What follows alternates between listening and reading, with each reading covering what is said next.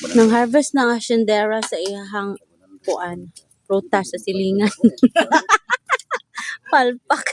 Palpak kayo ba nang harvest ng asyendera pero sa silingan na ito. So, yummy, delicious. Yummy yan, ang palitoon, mahalin to. Ano? Muna si Madam. Naningkamot si Madam para makakaon. Dili oy, ningkamot ko para kakaon na mag-video.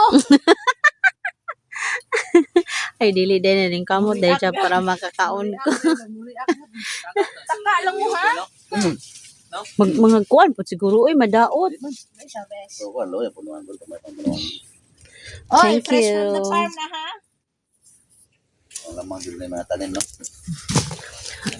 Lamang-lamang jud og nay tanom kay makakaunta so kanang wa pay gipananom din ha pamalit na mo yuta o pagtanom.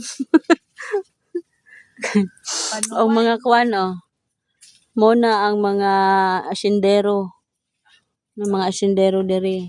Kung gusto mo magpalit sa mga prutas, kunta ka lang na sila ng mga asyendero. Ana asyendera po na. Nag-inom dito lahat. Kuskus.